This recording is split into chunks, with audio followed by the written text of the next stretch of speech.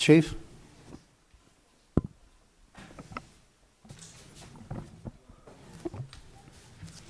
Good afternoon, Senators. It's a Brian, pleasure thank to be you. here. I'm representing Police Commissioner William Bratton very proudly. And about a week ago, I was reassigned. My title has changed since I committed to this testimony today. I am presently the commanding officer of the Criminal Enterprise Division, which is actually more responsibility and still includes narcotics, which I'll explain. Congratulations. Thank With your you. bracket, I'm glad to see that you got that. Thank you. Thank you, sir. And basically, each of the boroughs in New York City is going to be attempted to have more focus under the direct supervision of the Chief of Detectives, who's my supervisor, Chief Boyce. And I'm assisting him with having more.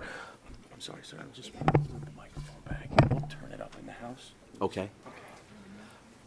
I'm assisting him with the development of these programs in each borough to have the focus that that the police commissioner and himself wants, and to have more of an effect on all of narcotics and related violence that's transpiring in New York City.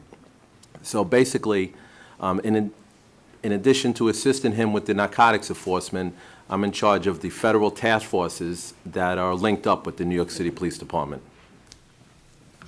And a lot of the discussion I have, you'll see, has an overlap with the special narcotics prosecutor, and I think that's because she does such a good job and has been such a mentor and assistant to me personally for a real long time in my position. I've been in narcotics enforcement at every rank that I've held in the New York City Police Department, and worked with Mrs. Brennan for quite some time. So that'll, if the overlap, I think, though, may not be as I initially feared when I saw that Ms. Brennan was here with me today, because I really concentrated on heroin. And heroin, basically, in New York City, the concern is there, but I really feel that under the tutelage of the police commissioner, we really have made an impact, and we're going to continue to make an impact. When you look at the seizures going back all the way to 2012, past what's on that board, there was 450 pounds of heroin seized in 2012, about 130 more pounds in 2013, which doubled in 2014, and which was up, significantly all the way to 1,548 pounds in 2015. So I think we're on the people that that was outlined, particularly the people in the areas of of concern. And how are we doing that? Search warrants is one of the a primary way. It's a short-term investigative tool where we establish probable cause for where heroin is being stored. The search warrants in New York City by the Narcotics Division was up significantly last year. Basically, 2,468 search warrants were executed compared to 2,065 the previous year. However, the heroin search warrants that were executed were up 37%, which is, to show that not only was the increase on short-term investigations felt in all areas of drug enforcement, but it emphasized heroin. And the heroin arrests, looking at them citywide, they were up 30% from 2015 to 2014. That 4,203 number of heroin arrests is compared to 3,243 the previous year. And we're here in the borough of Brooklyn. Senator Golden has had nothing but great support and been a great friend to the police department. So to just point out in Brooklyn, in both southern Brooklyn and northern Brooklyn, because we divide we divide the borough in half, as the senator knows. The concentration in in heroin enforcement in Brooklyn has seen that increase. But overall, I think one of the things that was discussed was to make sure that we have the quality of those arrests. and looking at our arrests from 2015 to 2014, A1 felonies is the highest charge in New York State. It's the same charge as murder. And that's either where you possess 8 or more ounces, or if you sell 2 or more ounces of a controlled substance, heroin or cocaine. Those arrests by narcotics personnel were more than doubled in 2015 compared to the previous year, 408 versus 196. So I think the men and women, really took this problem seriously and are doing their best to confront it. Similar to what was outlined, I have a very similar perspective, as I put up there, historical perspective to explain the problem. I'm a product of Brooklyn Catholic School, so I think those of us in a room who were of the same product know that, you get taught things many different ways to make sure it gets into your head. So I think this chart may help expand upon what was just expanded upon in a previous presentation, the origins. In the 1980s, heroin predominantly came from either Asia or the link between Asia and Europe, and from there, to the United States. The routes were, as outlined, Asia, Europe to New York. The wholesale price compared to today, when you look at the right, tremendous increase. That 225,000, I have been in narcotics enforcement since February of 1995. At times, that 225,000 was as high as 250,000, which means $250 a gram, as opposed to the discussions we've been having for the past hour with significantly less money. The wholesale purity, when you bought a kilo, it was a score if you got as high as 70%. It was rarely that high. The quality wasn't there. It was just getting your hands on it. And after you got your hands on it, when you go to the next line in that chart, the retail purity of 5 to 10% was because whatever you got your hands on was significantly diluted in these mills that was outlined by the special narcotics prosecutor. And when it was significantly diluted, it was overwhelmingly injected.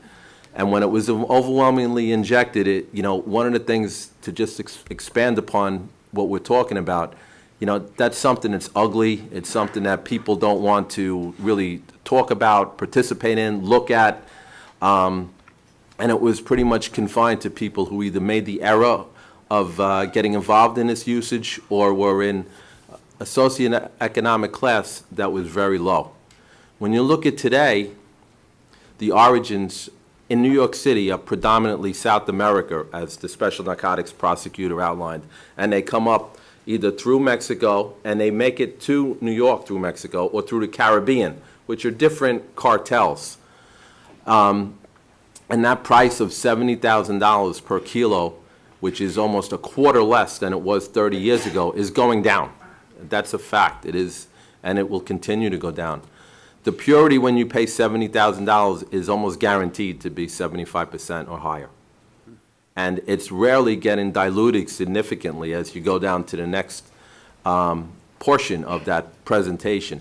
The 40%, I think I'm going to update the next time that I do such a presentation to high 40s, put like a little addendum in front of 40%, because we're just seeing that it's continuing to go upward, which means that when it's bought, if it's diluted at all, is the key thing. And I left it hanging there and not completed the sentence for a reason, because I think that is a trend that's out there, and it's disturbing. The application, the injection portion, as we said, is ugly, but snorting, smoking, mixing with something else is not. And that's why it's so, unfortunately, the last word in that presentation, that's why it's so mainstream, because it doesn't have the same ugliness. And I think that's something, from a community perspective, we really have to work on. I think additional, you know what, before I get into operations, that chart for 1 second, please. Additional historical perspectives on it. To really emphasize what the special narcotics prosecutor said, there's so many fewer defendants in prison for these offenses, opiates, heroin, cocaine. I'm just throwing cocaine in there because it is part of our major big problem. And the opiate epidemic that she outlined, I'm in total concurrence with, that it is the gateway to, to heroin. And I have these other notes, the prices, the heroin death rates, and the concentration that we've seen in Bronx and Staten Island that the special narcotics prosecutor outlined. We're in consultation with this, and we do see the same trend. Operationally, in New York City, we have, we have these different units which try to confront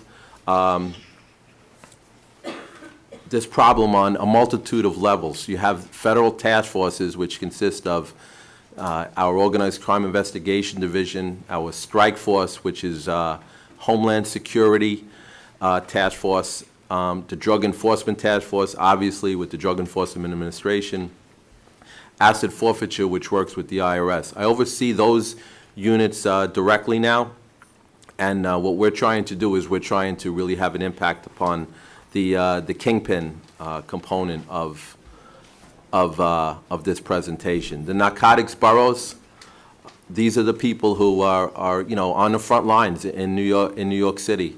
There's significant personnel allotted to it, and as this transfer and reorganization has occurred within the department, the chief of detectives is analyzing the appropriate assignment in each borough, as well as who else may be needed somewhere else. Basically, the daily operations of the narcotics boroughs, they handle the multitude of arrests that are our most concern, as the senator outlined. The daily operations, they go out in a team concept. Their safety, integrity, and operational efficiency is the cornerstone of what they do. In 2015, they made almost 26,000 arrests, and about 59% of them were felonies. Major cases is basically the type of investigation where we reached a level where we need the special assistance of the special narcotics prosecutor, where we may need additional covert electronic or other means to try to prove who the people are that are actually at the top of these organizations. Last year, January 6, 2015, there were 2 police officers shot in the Bronx in the 46th precinct. These 2 brave officers had actually finished their tour and were walking upstairs to change when they heard a robbery / man with a gun call come over, which they responded to, and they were both shot multiple times and survived. From that incident, we were able to trace back over the next 24 hours that seizure on the left-hand side there in the 49th precinct in the Bronx of 25 kilos. And as you can see from the strainers, and those are uncut kilograms of heroin, but in the next room, the strainers and the kilograms of heroin were put into use, which go all the way down to the level of glassines, which are kind of the subject of today.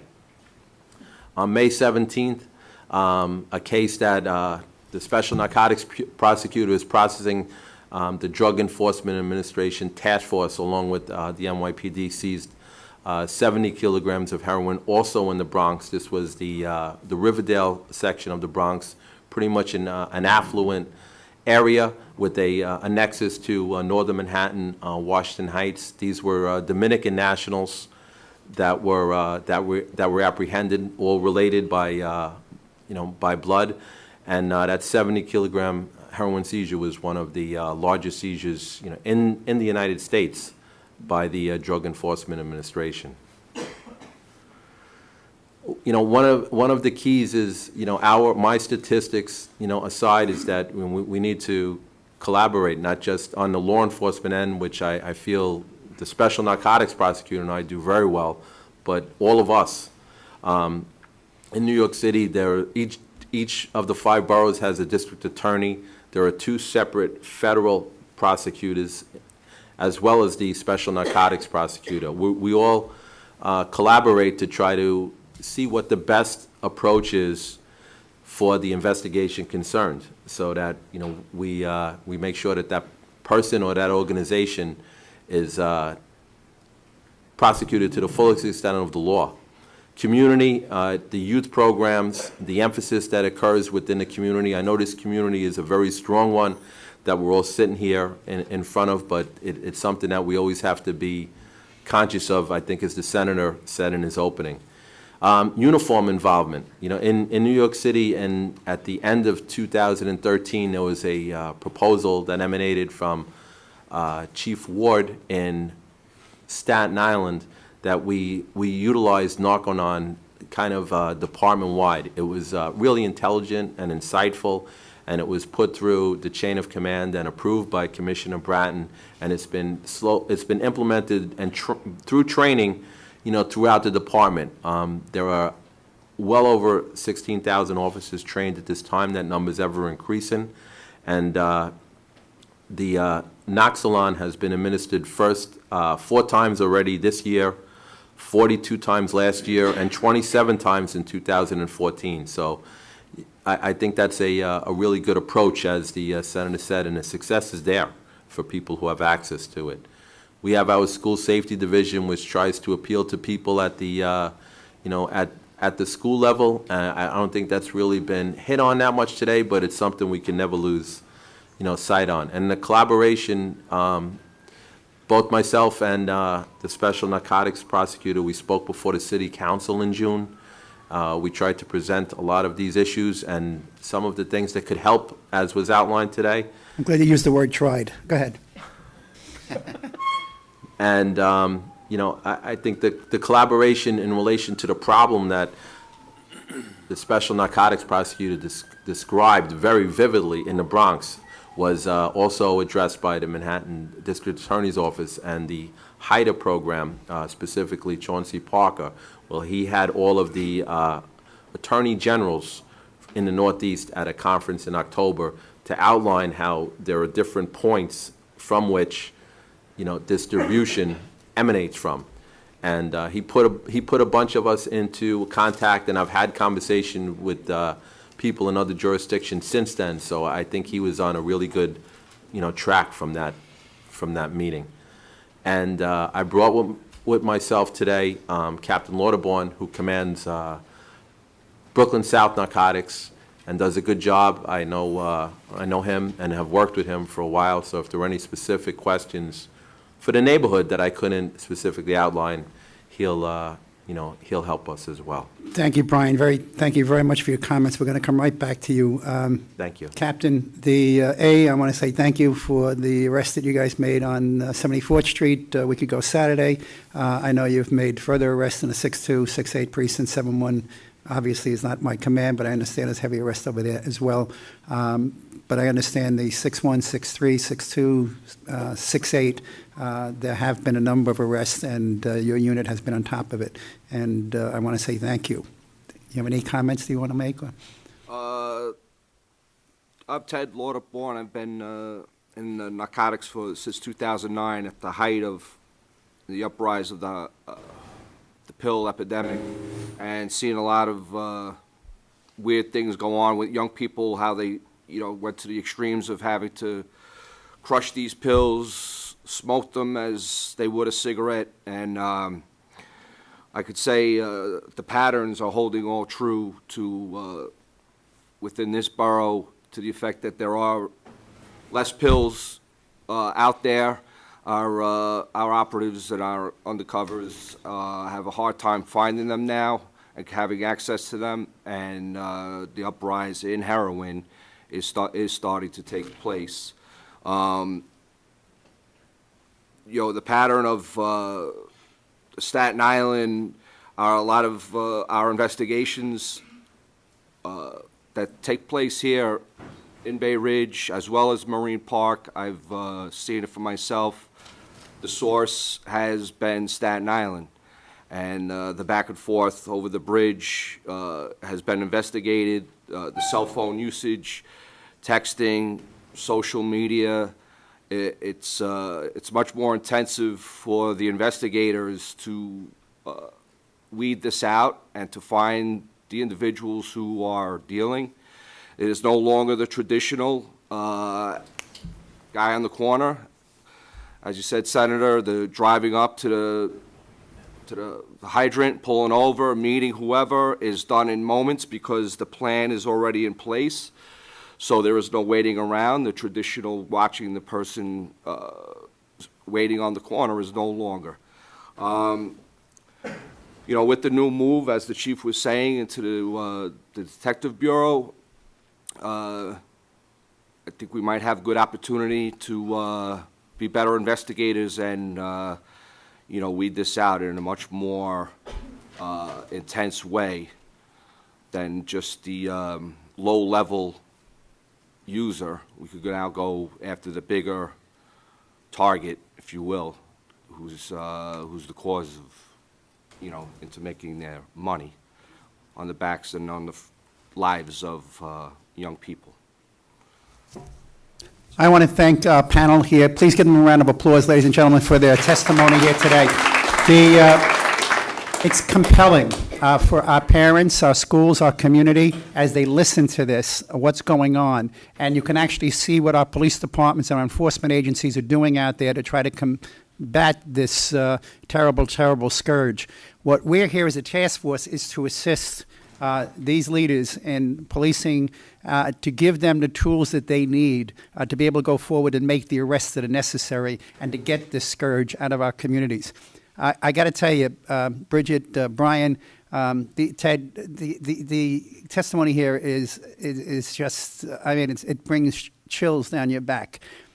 Thinking that we have 2016, we're still talking about kingpins. I thought the kingpins went out in the 1960s and 70s and 80s. Kingpins are still alive and alive stronger and better than ever with the price of those kilos coming into our city and the strength of the heroin coming into our city. I just have a few questions. I want to turn it over to my colleagues, but I have pain management locations. Now, what do I got two that are in my community, this one doctor has, and he's got two in Queens. If I look at the Sprint and I go into the calls, I look at 911, and 911 goes there every single day to the one in Queens. Luckily, we don't see as many here at the one location that they're at, but they just opened up a new location. What is the process to go and check out these pain management locations to find out if, in fact, and how do we get undercovers in there, or is this somewhere? Is it the Attorney General? Is it a combination? Where do I go for that?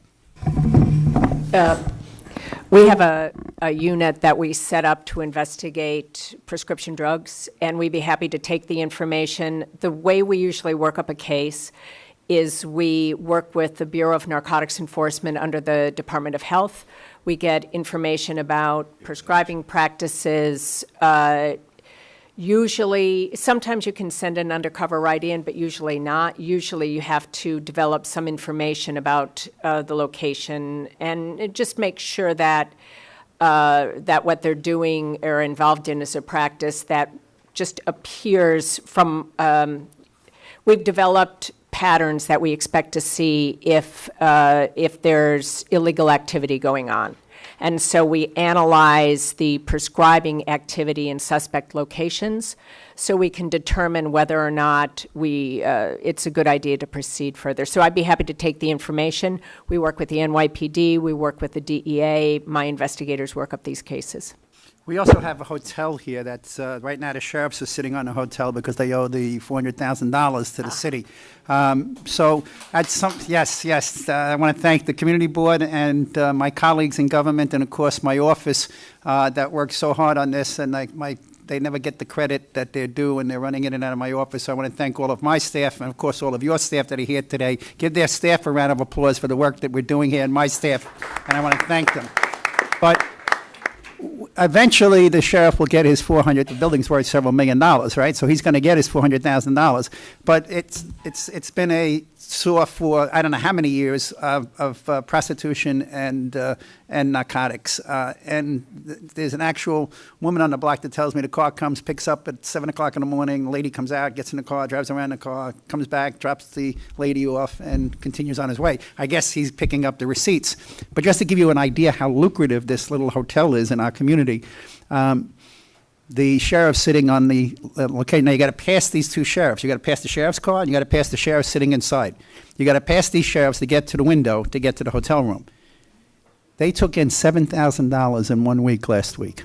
$7,000 with the sheriffs sitting in the hallway and the cars parked outside. So how lucrative was that? How many people did not go in? How many people wouldn't have the audacity to go bid or you know, attempt to go into this hotel and possibly get arrested? So that's another issue that I'm going to have to, I understand we have a multi-agency group coming together, and hopefully you're part of that multi-agency group, and we'll be talking further with Captain Ray Festino here in the 6-8 precinct and the community board and others to make sure that this multi-agency group does come together and close down that hotel, because I can't, they had an overdose there and a death a week ago, 35 years of age. The two doctors' kids that died here, 24 years of age and 27 years of age. It's just from one extreme to the other.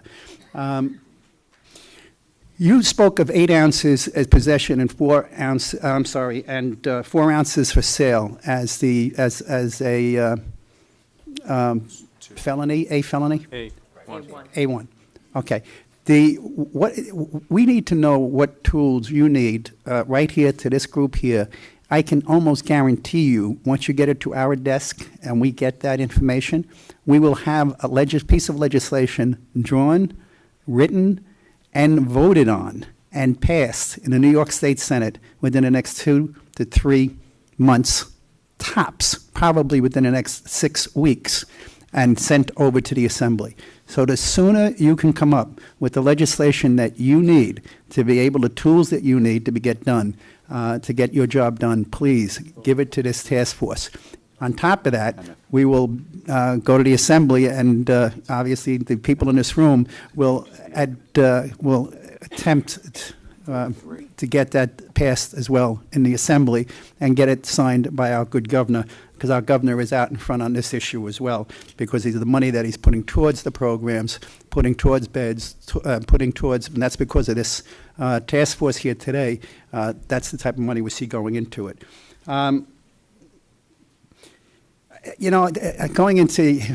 Going forward, 3 strikes you're out. Obviously, nobody wants to hear this in this day and age. But if you're a sale of drugs and you go down the 3rd time for sale of drugs, and you go down for a count of anything from a C above, and you're still on the streets and still coming out and still selling, we should have something along those lines where this guy goes away for life. I mean, is there? No, right? I just don't see that there's going to be much support for that. I think, the viewpoint shift, and part of the argument against it would be the person who's easiest to arrest for sale will be the lowest level, the low-hanging fruit, as you referred to it. What you really want to do is go after, that top level, and the problem is that the tools have been so undercut that you can't leverage the lower level arrests to bring you, up the chain as well as you used to be able to do. So we need to increase the lower level arrests so you have more. We need to at least make it appropriate. I mean, the A2 possessory weight is just, that one's off the charts. And the other thing that's can be inappropriate is shock. I've had shock put some of my international drug dealers in shock.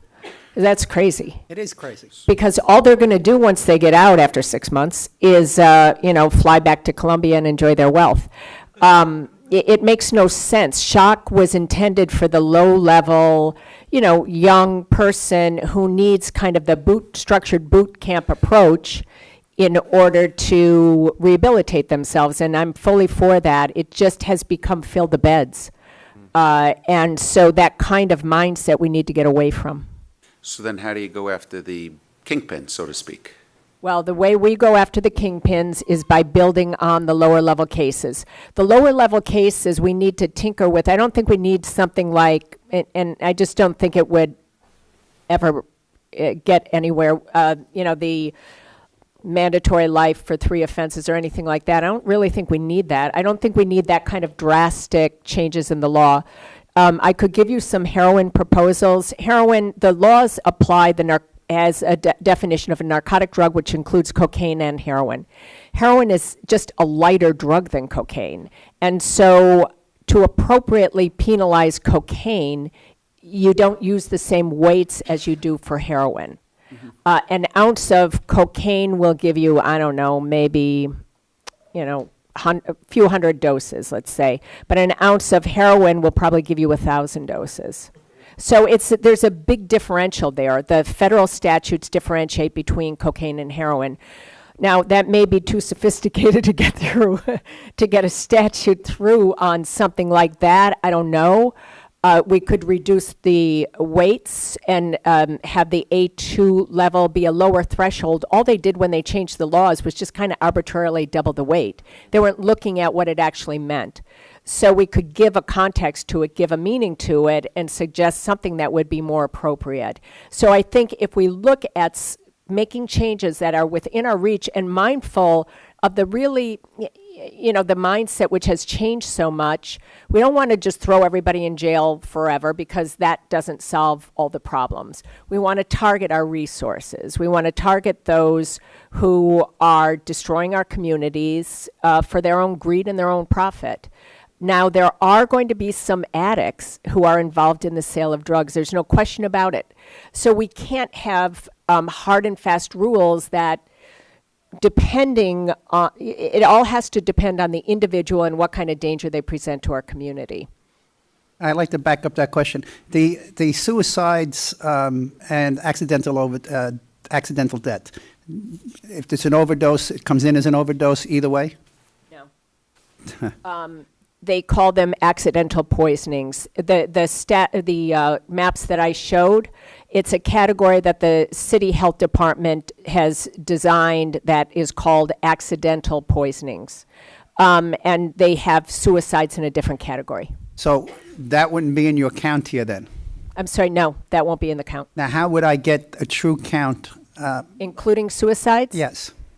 I don't know. The health department probably keeps those kinds of statistics to the extent they're able to. I believe in any sudden unexplained death, the medical examiner has to make a determination, and so you probably can get that information from the health department, the city health department. The reason I asked that, if we had the true number of the actual deaths by overdose here in the state of New York, and we actually have the true number of overdoses, and we put this on the floor of the state Senate, and I'm going to tell you right now, everybody will understand the need to change the law when it comes to the weight of heroin.